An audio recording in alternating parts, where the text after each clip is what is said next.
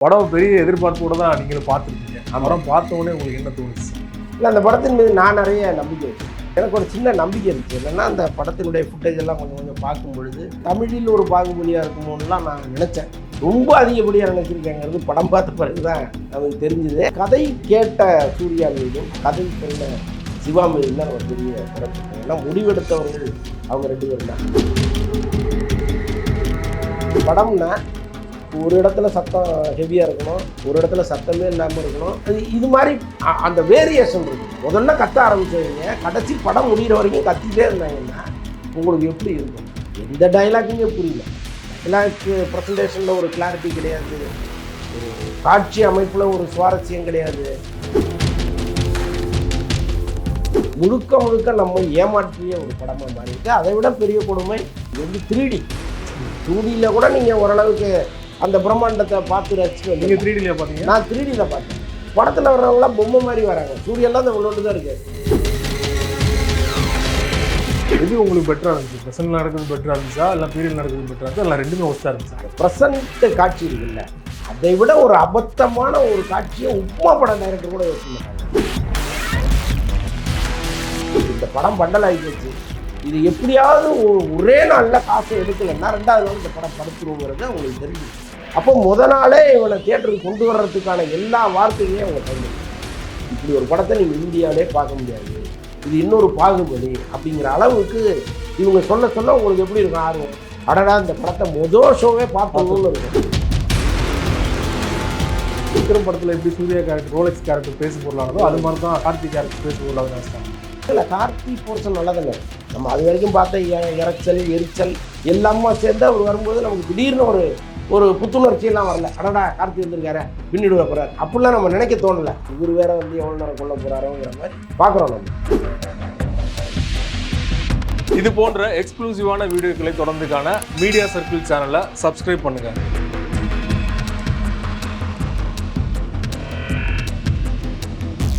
Media circle நேயர்களுக்கு வணக்கம். இன்றைக்கு நம்மோடு நேர்காணலுக்காக சினிமா விமர்சகர் வலைப்பேச்சு சந்திரன் சார் அவர்கள் நம்மோடு இருந்திருக்கிறார். அவரோடு பேசலாம். சார் வணக்கம். வணக்கம். எப்படி சார் இருக்கீங்க? சிறப்பாக இருக்கேன். நல்லா இருக்கீங்களா? காதுலாம் நல்லா கேட்குதா? படம் பார்த்துட்டு வந்திருக்கீங்க? அப்படியே கிருன்னு தான் இருந்துச்சு படம் பார்த்துட்டு வெளியில் வரும்போது. படம் பெரிய எதிர்பார்ப்போடு தான் நீங்களும் பார்த்துருப்பீங்க. படம் பார்த்த உடனே உங்களுக்கு என்ன தோணுச்சு சார்? இல்லை, அந்த படத்தின் மீது நான் நிறைய நம்பிக்கை வச்சுருந்தேன். பல பேர் வந்து இந்த படத்தை படம் மாதிரி விமர்சித்தா கூட எனக்கு ஒரு சின்ன நம்பிக்கை இருந்துச்சு. என்னென்னா, அந்த படத்தினுடைய ஃபுட்டேஜ் எல்லாம் கொஞ்சம் கொஞ்சம் பார்க்கும் பொழுது கொஞ்சம் நல்லா இருக்க மாதிரி தோணுச்சு. தமிழில் ஒரு பாகுபலியாக இருக்குமோன்னுலாம் நான் நினச்சேன். ரொம்ப அதிகப்படியாக நினச்சிருக்கேங்கிறது படம் பார்த்த பிறகு தான் நமக்கு தெரிஞ்சுது. ஆக்சுவலாக வந்து கதை கேட்ட சூர்யா மீதும் கதை சொன்ன சிவா மீதும் தான் நம்ம பெரிய குறை சொல்கிறோம். ஏன்னா முடிவெடுத்தவர்கள் அவங்க 2 பேரும் தான். இப்போ இது மாதிரி ஒரு கதையை எந்த திருப்பமும் எந்த சுவாரஸ்யமும் இல்லாமல் அது அப்படியே ஃப்ளாட்டான ஒரு கதையை எப்படி சூர்யா தேர்ந்தெடுத்தாருன்னு நமக்கு தெரில. இதற்காக இவங்க முட்டு கொடுத்தது, பேசுனது, இது எல்லாமே இப்போ தான் ரிப்பீட் ஆகுது. இவ்வளவு பேச்சு எதுக்கு? இது அவசியம் இல்லாமல் இவ்வளோ பேசியிருக்காங்களே அப்படிங்கிற மாதிரிலாம் படம் பார்த்துட்டு வெளியில் வந்த பிறகு தோணுச்சு. ஆனால் உள்ளபடியே இந்த படம் பார்த்ததுங்கிறது ஒரு மிகப்பெரிய கொடுமையான அனுபவம், அதில் சந்தேகமே இல்லை. எந்த இடத்துல சார் மிஸ் பண்ணாங்கன்னு நினைக்கிறீங்க? கதையும் தாண்டி மொத்த படமே நீங்கள் இதில் மிஸ் பண்ணலாம். நீங்கள் வந்து நடுவில் இங்கே அங்கெல்லாம் நம்ம சொல்லவே முடியாது. படமே மிஸ் பண்ணி மொத்த படமுமே வந்து அப்படி தான் எடுத்துருக்குறாங்க. அவங்க ரொம்ப மேலோட்டமாக ஒரு ஸ்க்ரீன் ப்ளே பண்ணி, ரொம்ப மேலோட்டமாக காட்சி அமைப்புகளை யோசித்து அப்படி தான் எடுத்திருக்காங்க. ஒரு பேஸ் வந்து இருக்குது படத்தில். வந்து ஒரு பையனுக்கும் ஒரு போர் வீரனுக்குமான ஒரு ரிலேஷன்ஷிப்பு, அவங்களுக்குள்ளே இருக்கிற ஒரு சென்டிமெண்ட்டு தான் கதை. அதை வச்சுட்டு பிரமாதமாக அவங்களுக்கு சீன்லாம் யோசிச்சிருக்கலாம். இன்னொன்று வந்து ஒரு படம்னா அது ஒரு இடத்துல சத்தம் ஹெவியாக இருக்கணும், ஒரு இடத்துல சத்தமே இல்லாமல் இருக்கணும், ஒரு இடத்துல ஓரளவு இருக்கணும். அது இது மாதிரி அந்த வேரியேஷன் இருக்கணும். நீங்கள் முதல்ல கத்த ஆரம்பித்தவங்க கடைசி படம் முடிகிற வரைக்கும் கத்திகிட்டே இருந்தாங்கன்னா உங்களுக்கு எப்படி இருக்கும்? எந்த டைலாக்குமே புரியல. டைலாக்கு ப்ரெசன்டேஷனில் ஒரு கிளாரிட்டி கிடையாது, ஒரு காட்சி அமைப்பில் ஒரு சுவாரஸ்யம் கிடையாது. அப்படி போயிடுச்சு அந்த படம். சூர்யா பேசுனதுலேயே போர் போர் அப்படிங்கிற வார்த்தை தான் கேட்டுச்சு இல்லையா அந்த பீரியட் ஃபிலிமில்? ஆமாம், வேறு எதுவுமே கிளியராக அந்தளவுக்கு கேட்கல. அதுதாங்க. இப்போ மன்னராட்சிங்கிறத பற்றி நம்ம எவ்வளோ கதைகள் படிச்சிருக்கோம். நீங்கள் சங்க இலக்கியத்தில் போய் தேடினீங்கன்னா அப்படி பியூட்டிஃபுல்லான சம்பவங்கள்லாம் நிறைய இருக்குது. நம்ம சின்ன வயசில் படித்ததே அவ்வளோ விஷயங்கள் இருக்குது. அதெல்லாம் கூட படத்தில் துண்டு துண்டு அங்கங்கே வச்சிங்கன்னா அடடா என்னடா இப்படி பிரமாதமாக இருக்கேன்னு கைத்தட்டுற அளவுக்கு அவ்வளோ விஷயங்கள் இருக்குது. இதை எதையுமே அவங்க போகலை. சண்டை போடுறாங்க, இப்போ அவன் வெட்டுறான், இவன் வெட்டுறான், மாறி மாறி மாறி மாறி இதையே எவ்வளோ நேரம் நீங்கள் பார்ப்பீங்க? அப்படி ஒரு ட்ரையான படம். அதுதான் சரியான வார்த்தையாக இருக்கும், ட்ரையான படம். சமகாலத்திலே பார்த்தீங்கன்னா பீரியட் டு ப்ரெசென்ட் நிறைய படங்கள் வந்துச்சு. உதாரணத்துக்கு அருந்ததி சொல்லலாம், அநேகன் சொல்லலாம், மகதீரா சொல்லலாம். இந்த படங்கள்லாம் ஒரு கனெக்ட் ஆனது இல்லையா? அந்த மாதிரி ஆடியன்ஸோட இது கனெக்ட் ஆகல சுத்தமா. ஆமாங்க, முக்கியமாக படத்தில் காதல்னு ஒன்று இருக்கும். அது எல்லாரோடையும் கனெக்ட் பண்ணுற மாதிரி ஒரு விஷயமா மாறும். இதில் அது இல்லை. சரி, அது வேண்டான்னு முடிவு எடுத்துட்டாங்க, காதலே வேண்டாம் விட்டுருங்கன்ட்டாங்க. மேபி அதை வச்சிருந்தா கூட இன்ட்ரெஸ்டிங்காக மாறி இருக்கும். அதை தான் சொல்கிறேன் நான், அதை வச்சிருந்தா கூட கொஞ்சம் இன்ட்ரெஸ்டிங்காக இருந்திருக்கும். அதை விட்டுட்டாங்க. சரி, அது வேண்டாம். ஒரு பையன் அவன் அவன் மீது ஒருத்தர் அவ்வளவு அளவு கடந்து அன்பு வைக்கிறாரு. அவர் ஒரு குழுவின் தலைவராக இருக்கார். அவர் எப்படி அவனை காப்பாற்றுறாருங்கிறது கதை. இப்போ அவனுக்கும் அவருக்குமான ஒரு பாண்டிங் இருக்குல்ல, அது ஸ்ட்ராங்காக இருக்கணும்ல. அவர் ஏன் அவன் மேலே அவ்வளவு அன்பு வைக்கிறாருங்கிறதுக்கான ஒரு பேஸ் இருக்குல்ல, அது இல்லையே படத்தில். ஏதோ ஒரு காரணம் இருக்குது, அவ்வளோதான். அதுவும் அடுத்தடுத்த காட்சி தெரிஞ்சிருது, முன்னாடி அவன் கழுத்தில் குத்த போகிறான் அப்படிங்கிறதுலாம் அந்த பையன். ஆமாம், அதில் ஒரு அழுத்தம் கிடையாது. அதை தான் சொல்கிறேனே, இது முழுக்க முழுக்க நம்ம ஏமாற்றிய ஒரு படமாக மாறி இருக்கு. அதை விட பெரிய கொடுமை, இது 3D. 2Dயில் கூட நீங்கள் ஓரளவுக்கு அந்த பிரம்மாண்டத்தை பார்த்து ரசிச்சுட்டு நீங்கள் 3Dல பார்த்தீங்க? நான் 3Dயில் பார்த்தேன். அதில் பார்த்தீங்கன்னா இந்த ஸ்க்ரீனே சின்னதாகி போச்சு. படத்தில் வர்றவங்களாம் பொம்மை மாதிரி வராங்க. சூரியெல்லாம் அந்த உள்ளொண்டு தான் இருக்காரு. அப்போ நீங்கள் எப்படி ரசிக்க முடியும் அந்த படத்தை? அப்படி மாறிடுச்சு. அது ஃபுல்லாக 2Dலேயே அந்த படத்தை ரிலீஸ் பண்ணியிருந்தா கூட ஓரளவுக்கு இப்படி ஒரு விமர்சனத்தை அந்த படம் அடைஞ்சிருக்க வாய்ப்பு இல்லை. ஸ்டார்டிங்கில் ப்ரெசென்ட்டில் நடக்கிறது தான் ஆரம்பிக்கிறாங்க. அதுக்கப்புறம் தான் ஒரு 1/2 hour ஒரு 45 minutesக்கு அப்புறம் தான் பீரியடுக்குள்ளே போகிறாங்க இல்லையா? எது உங்களுக்கு பெட்டராக இருந்துச்சு? ப்ரெசென்ட்டில் நடக்கிறது பெட்டராக இருந்துச்சா, இல்லை பீரியட் நடக்கிறது பெட்டராக இருந்துச்சா, இல்லை ரெண்டுமே ஒஸ்ட்டாக இருந்துச்சா? இல்லை கரெக்டு தான் நீங்கள் கேட்குறதுல. அந்த ப்ரெசன்ட் காட்சி இருக்குல்ல, அதை விட ஒரு அபத்தமான ஒரு காட்சியை உப்மா படம் டைரக்டர் கூட யோசிக்க மாட்டாங்க. நீங்கள் சாதாரண இந்த ரோட்லேருந்து படம் எடுப்பாங்க. நீங்கள் நிறைய பேர் பார்க்கலாம், ஊர்லேருந்து வயலை விற்றுவிட்டு நான் தான் ஹீரோவை நடிப்பேன்னு சொல்லிட்டு கொஞ்சம் பேர் கிளம்பி அவனே டைரக்ட் பண்ணி அவனே ஹீரோவை நடித்து அந்த படம் வாழ்நாள் முழுக்க ரிலீஸ் ஆகாது. ஆனால் அது மாதிரி படங்களை பார்க்குற பாக்கியம்லாம் எனக்கு அமைஞ்சிருக்கு. சார் நீங்கள் பார்த்துட்டு ஒரு கருத்து சொல்லுங்கள் சார்னு ரொம்ப வம்படியாக எடுத்துகிட்டு போய் உட்கார வச்சுருக்காங்க, பார்த்துருக்கேன். அதை விட கேவலமாக இருந்துச்சு.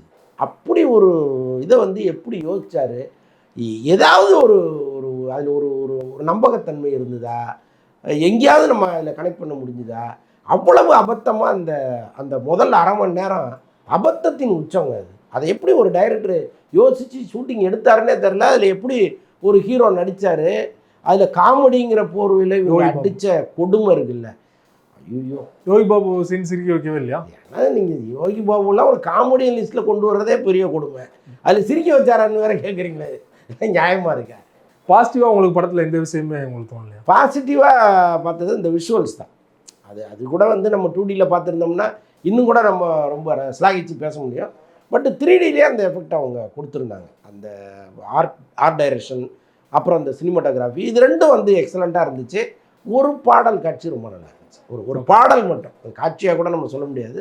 அந்த பீரியட்ல ஒரு சாங் அது கொஞ்சம் நல்லா இருந்துச்சு. அவ்வளோதான். இது தாண்டி அந்த படத்தில் நீங்கள் பாராட்டும்படியே எதுவுமே இல்லை.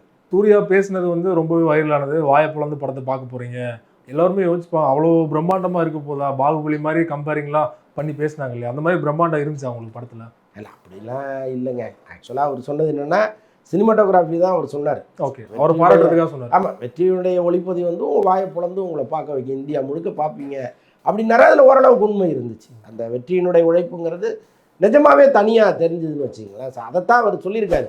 ஆனால் அதை தாண்டி ஞானவேல் ராஜாவும் இயக்குனரும் சூர்யாவும் பேசுனது ரொம்ப ரொம்ப அதிகப்படியான வார்த்தைகள் தான். ஒரு படத்தை ப்ரொமோட் பண்ணுற எல்லா உரிமையும் அவங்களுக்கு இருக்குது. ஏன்னா படம் போட்டவங்க, அவங்க படம் தொடர்பானவர்கள், என் படம் இப்படி இருக்கும்னு சொல்கிறதுக்கான உரிமை எல்லாருக்கும் இருக்குது. ஆனால் அது எந்த அளவுக்கு சொல்லணும்னு ஒன்று இருக்குல்ல, அதை தாண்டி இவங்க சொல்லிட்டாங்க. அது பின்னால் ஒரு காரணம் இருக்குது. நான் இந்த படம் பார்த்த பிறகு தான் என்னால் உணர முடியுது. என்னென்னா, இந்த படம் பண்டலாகி போச்சு, இது எப்படியாவது ஒரே நாளில் காசை எடுக்கலைன்னா 2வது நாள் இந்த படம் படுத்துருங்கிறது அவங்களுக்கு தெரிஞ்சிருக்கு. அப்போ நாளே இவனை தியேட்டருக்கு கொண்டு வர்றதுக்கான எல்லா வார்த்தைகளையும் அவங்க பயன்படுத்துகிறாங்க. இப்படி ஒரு படத்தை நீங்கள் இந்தியாவிலே பார்க்க முடியாது, இது இன்னொரு பாகுபலி அப்படிங்கிற அளவுக்கு இவங்க சொல்ல உங்களுக்கு எப்படி இருக்கும் ஆர்வம்? அடடா, இந்த படத்தை ஷோவே பார்த்தோம்னு இருக்கும். அப்போ கிட்டத்தட்ட உலகம் முழுக்க ஒரு 10,000 ஸ்க்ரீன் இந்த படம் ஓடுதுன்னா 10,000 ஸ்க்ரீன்லேயும் ஒரு ஆவரேஜ் கலெக்ஷன் நீங்கள் போட்டிங்கன்னா போட்ட காசை எடுத்துடலாங்கிறது இவங்க கணக்காக இருந்திருக்கு. அதுதான் வந்து இவ்வளவு பில்டப்பாக அவங்கள பேச வச்சிருக்கு. அப்படி தான் நான் நினைக்கிறேன். ஓவராக பில்டப் கொடுத்தது அதிகமாக எதிர்பார்ப்போட மக்கள் பார்க்க போய் அது நெகட்டிவ் ஆயிடுச்சு கடைசியில். ஆமாம், அது ஒரு முக்கியமான இல்லை நீங்கள் இந்த படத்தை எதிர்பார்ப்பு இல்லாமல் போனாலும் நெகட்டிவ் தான். ஓகே, அதில் இந்த அளவுக்கு திட்டிருக்க மாட்டாங்களோ அப்படிங்கிற ஒரு கேள்வி அது ஒரு பக்கம் இருக்கு. ஏன்னா சூர்யா ரசிகர்களே வந்து நிறைய பேர் நான் இன்னைக்கு பப்ளிக் கேட்கும்போது நான் சூர்யா ரசிகர் தான் இருந்தாலும் எனக்கு படம் பிடிக்கல, ஒரு டைம் பார்க்கலாம் அப்படிதான் சொல்றாங்க தவிர படம் நல்லா இருக்குன்னு வந்து சில பேர் தான் சொன்னாங்க. இல்லை, அவங்க ரசிகர்களுக்கு அது ஒரு பெரிய வருத்தம் தான். ஆனால் அவர் என்ன பண்ணியிருக்கிறாருன்னா, இந்த படம் வெளிவருவதற்கு ஒரு 6 மாதத்துக்கு முன்னாடியிலேருந்தே ரசிகர்களை சந்திக்க ஆரம்பிச்சிட்டார். அப்போ அவர் சொன்னது என்னென்னா, இந்த படம் வந்து உங்களுக்கு ஒரு ஃபுல் ட்ரீட்டாக இருக்கும், வெயிட் பண்ணுங்கன்னு தான் சொல்லியிருக்காரு. அதே எதிர்பார்ப்பு வெளியில் அவர் பேசுனதெல்லாம் விட்டுருங்க, அதை தாண்டி இன்டீரியராக அவர் சொன்ன விஷயம் இது. அப்போ அவங்களுக்கு எவ்வளோ நம்பிக்கை இருக்கும். சூர்யா சாரே இப்போ நம்மகிட்ட சொல்கிறாருன்னா அப்போ இந்த படம் எப்படி இருக்குங்கிற ஒரு நம்பிக்கை அவங்களோட இருக்கும் இல்லையா? அந்த நம்பிக்கையோடு வந்து பார்த்து முதல்ல அவுட் ஆனது அவங்க தான். அதுக்கப்புறம் தான் நம்பலாம். இந்தியன் 2 வந்தோடனே பெரிய விமர்சனம் வைக்கப்பட்டதுன்னா, நீங்கள் வந்து இந்தியன் 3 எடுக்க தேவையில்ல, நீங்கள் வந்து பணத்தாசையில் வந்து 2 பார்ட்டாக எடுத்து வந்து ஏன் எங்களை கொள்றீங்க அப்படிங்கிற மாதிரி விமர்சனம் வந்து தேவையெல்லாம் பண்ண வேலை. அதே மாதிரி தான் இந்த படத்தில் நடந்துருச்சோ. ஏன்னா பார்ட் 2 வேற வரப்போகுதுன்றாங்க. கிளைமேக்ஸில் கார்த்தி, எனக்கு தெரிஞ்சு பார்ட் 2 இனிமேல் வருவதற்கு வாய்ப்பு இல்லை. சும்மா ஹைப் கொடுக்கறதுக்காக கார்த்தி வந்தார், ஒரு ஹைப்புக்காக பண்ணியிருக்காங்க. இன்னொன்று கார்த்தி இதுக்குள்ளே வந்தால் இப்போ அது ஒரு திடீர்னு அவங்க பார்க்குறவங்களுக்கு ஒரு சர்ப்ரைஸாக இருக்கும்.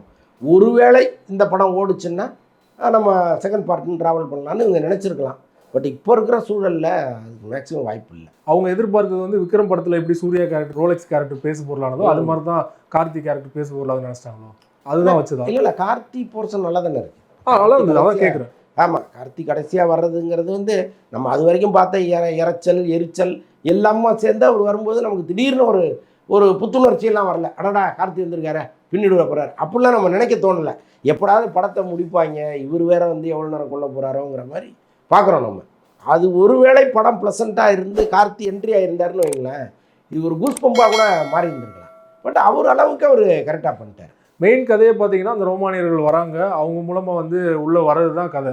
கிளைமேக்ஸில் பார்த்தீங்கன்னா அதை காட்டவே இல்லை. ஒருவேளை பார்ட் 2 எடுத்து தான் ஆகணும் அதை காட்டணும்னா. ஆமாம், அது அப்படி தான் நினச்சிருக்கலாம். ஏன்னா இப்போ இவங்களுக்கான சண்டையை காட்டுறதுக்கே இவங்களுக்கு இவ்வளோ நேரம் ஆயிடுச்சு. இப்போ இதில் ஏதோ ஒரு இனக்குழு மடியுதுன்னு வைங்களேன். இப்போ அந்த இடத்துக்கு ரோமானியர்கள் வந்து ஷிஃப்ட் ஆக போகிறாங்க. அதுக்கப்புறம் அவங்களுக்கும் மற்றவர்களுக்கும் நடக்கிற சண்டையாக செகண்ட் பார்ட்டு இருக்க போகுது. ஸோ அப்படி தான் நான் நினைக்கிறேன். ஆனால் இப்போதைக்கு செகண்ட் பார்ட் வருமானே தெரியலையே. பாபி தியோல் கேரக்டர் உங்களுக்கு எப்படி செட் ஆனதுன்னு நினைக்கிறீங்களா? ஏன்னா அனிமல் படத்தில் வந்து அவரோட கேரக்டர் பேச பொருளானதான் கங்குவாவில் போட்டிருக்காங்க பேன் இந்தியா படம் அப்படிங்கிறது. இல்லை, இந்த நல்லா தானே பண்ணியிருக்காரு. நல்லா பர்சன் வரைக்கும் சிறப்பாக பண்ணியிருக்காரு, அதெல்லாம் ஒன்றும் குறையில்லை. இப்போ சிறுத்தை சிவா இங்கே உள்ள படம் எடுக்கிறவங்க ரொம்ப இந்த அளவுக்கு மோசமாக எடுத்தது இல்லை இல்லையா? சிறுத்தை வந்து பெரிய ஹிட்டு, அதுபோல் விஜய் அஜித்தை வச்சு ஒரு 4 படங்கள்ல 3 படங்கள் நல்லாவே இருந்தது, ஒரு படங்கள் ஃப்ளாப் ஆனாலுமே. ஆனால் இந்த அளவுக்கு மோசமாக அவரோட கெரியரில் வந்து படம் அமைஞ்சது இல்லை. இதான் ஃபர்ஸ்ட் கிடையாது. இவ்வளோ பெரிய பட்ஜெட்டில் ஒரு படமும் இதுக்கு முன்னாடி அமைஞ்சது கிடையாது. பேன் இந்தியா தான் ரீசனா? ஆமாம், அந்த அழுத்தம் அவருக்கு இருந்துச்சோ? இல்லை, அழுத்தம்லாம் கிடையாதுங்க. அது எப்படிங்க கதையை ஒட்டி தானே அது பேன் இந்தியாங்கிறதெல்லாம். இந்த படத்தை பொறுத்தளவுக்கு அவர் சரியா இல்லை, அவர் கதையை சரியாக பண்ணல. அது பேன் இண்டியாங்கிற அழுத்தம்லாம் ஒன்றுமே கிடையாது. நீங்கள் கதைக்கு நீங்கள் கேரக்டரை ஒன்று பொறுத்த போகிறீங்க. ஹிந்திலேருந்து வராங்க, தெலுங்குலேருந்து வராங்கங்கிறது கதைக்கானது தானே. கதையே இங்கே இல்லைங்கும் போது அப்புறம் நீங்கள் என்ன சொல்ல முடியும்? அதே மாதிரி முழுக்க அவர் தவறு தான். ஓகே. அதே மாதிரி சூர்யா வந்து கிட்டத்தட்ட 2 வருடங்கள் கழித்து இந்த படத்தில் நடிச்சிருக்காரு. எதற்கும் துணிந்தவன் தான் லாஸ்டாக நடிச்சார். அந்த அளவுக்கு இந்த கதை மேலே நம்பிக்கை வச்சிருந்தாரு சூர்யா, அது வந்து வீணாயிடுச்சோம்? இல்லைங்க, இவங்க வந்து கதை கேட்பதே மேலோட்டமாக கேட்குறாங்க. ஓகே, இது வந்து பலமான ஒரு எச்சரிக்கை. சூர்யா மாதிரி ஹீரோக்களுக்கு, இன்னும் பல ஹீரோக்களுக்கு கொடுக்கப்பட்ட எச்சரிக்கை தான் இந்த படம். ஏன்னா நீங்கள் எவ்வளோ பெரிய ஹீரோவாக இருந்தாலும், எவ்வளோ செலவு பண்ண படமாக இருந்தாலும், எவ்வளவு ப்ரொமோஷன் பண்ணாலும் கதைக்குள்ள கண்டென்ட் இல்லைன்னா ஒரே நாள் தான் படம் காலி ஆயிருங்கிறத மற்றவர்களுக்கு உணர்த்தின படம். அப்போ சூர்யா ஏன் வந்து இவ்வளவு மட்டமான கதையை செலக்ட் பண்ணார் அப்படிங்கிற கேள்வி இருக்குது. எனக்கு என்ன தோணுது அப்படின்னா, இவங்க படத்தை படைப்பாக பார்க்காம பிஸ்னஸாக பார்த்துருக்காங்க. இப்போ இந்த படம் நம்ம எடுக்கிறோம், இப்போ பாபி தியோல் உள்ளே வராரு, திஷா பட்டானி வராங்க, இப்போ இவங்கள வச்சு நம்ம ஹிந்திக்கு போகிறோம், அங்கே வந்து இத்தனை ஸ்க்ரீன் பண்ணுறோம். அப்போ இந்த ஒரு நாளைக்கு இத்தனை ஸ்க்ரீன் போடும்போது நமக்கு இவ்வளவு வசூல் வரும், அந்த வசூலில் நம்ம இவ்வளோ ஒதுக்கி வைக்கிறோம். இப்படி ஒரு கணக்கை அவங்க போட்டிருக்காங்க. இதை பிஸ்னஸாக பார்க்காம நிஜமாக ஒரு படைப்பாக பார்த்து இதுக்குள்ளே இறங்கியிருந்தாருன்னா சூர்யா அந்த கதையை ஒத்துக்கிட்டே இருந்திருக்க மாட்டார். அப்படி ஒரு மட்டமான கதை. அதே மாதிரி கிட்டத்தட்ட 200லேருந்து 300 கோடி ரூபாய் செலவு பண்ணியிருக்காங்க. ப்ரொமோஷனுமே பல கோடி ரூபாய் செலவு பண்ணியிருக்காங்க. ஞானவேல் ராஜா சொன்னது கூட ட்ரால் ஆனது, 2000 கோடி நான் முதல் முறையாக எடுக்க போகிறேன் அப்படின்னு சொன்னது வந்து படம் எவ்வளோ தான் பட்ஜெட் போட்ட காசு அதை வந்துருமா, இல்லைன்னா அவங்க எதிர்பார்த்தது என்ன நடக்கும்னு நினைக்கிறீங்க? நிச்சயமாக லாஸ் ஆகுங்க. அது கொஞ்சம் வருத்தத்தோட சொல்ல வேண்டியதாக தான் இருக்குது. ஏன்னா ஒரு தயாரிப்பாளர் அவர் எவ்வளோ போராட்டத்துக்கு பிறகு இந்த இடத்துக்கு வந்திருப்பாருங்கிறது அவரை கேட்டால் தான் தெரியும். ஏன்னா நடுவில் பெரிய செட்பேக் அவருக்கு. திரும்ப எங்கேயோ போராடி யாரோ இல்லை இயக்குனரை விட்டுருங்க, தயாரிப்பாளர் சொல்கிறேன். பெரிய அளவில் விழுந்து மறுபடி சூர்யாட்ட கால்ஷீட் வாங்கி இதற்கான தொகையை அவர் வேறொரு இடத்துல ரெடி பண்ணி இன்னொருத்தரை உள்ள பார்ட்னராக கொண்டு வந்திருக்காரு இல்லையா? அப்போ இவ்வளோ பெரிய ரிஸ்க் அவர் எடுக்கும் பொழுது அதுக்கேற்ற படமாக இல்லைல்ல. அப்போ உள்ளபடியே பாதிக்கப்பட போகிறவர் அவர் தானே. இப்போ இவங்க 2 பேருக்கும் ஒன்றும் இல்லை. சிறுத்தை சிவா துண்டை உதறி தோளில் போட்டு போயிடுவார், போதும் பண்ண படம் வரைக்கும் பண்ண கூட போதும்ட்டு போயிருப்பார். ஏன்னா பேசிக்கலாகவே அவர் தாத்தா காலத்துலேருந்து பெரிய பணக்காரர். ஓகே, பணம்ங்கிறது அவங்களுக்கு ஒரு பெரிய விஷயம் இல்லை. இந்த பக்கம் சூர்யாவுக்கு வேறு நாளைக்கு ஒரு சூர்யா 44 நல்லா ஓடிடுச்சுன்னா பிரச்சனையே இல்லை, அடுத்தடுத்து பிக்கப் பண்ணி போயிடுவார். ஆனால் இந்த கடன் அடப்பதற்கு ஞானவேல்ராஜா எத்தனை வருஷம் போராடணுங்கிறது அவர் பார்வையிலேருந்து பார்த்தது தெரியும். அப்போ இவ்வளோ பெரிய ரிஸ்க்கை உங்களுக்காக எடுத்த ஒரு தயாரிப்பாளருக்கு இப்படி கொண்டு வந்து நடுத்தரில் விட்டோமேங்கிற ஒரு எண்ணம் உங்களுக்கு நிச்சயமாக வேணும். இதை ரெக்டிஃபை பண்ணணும் சூர்யா, அதுதான் ரொம்ப முக்கியமாக இருக்குது. ரொம்ப நன்றி சார், உங்கள் நேரத்தை ஒதுக்கி பல்வேறு தகவல் எங்களோட பகிர்ந்து கொண்டீங்க. நன்றி சார்.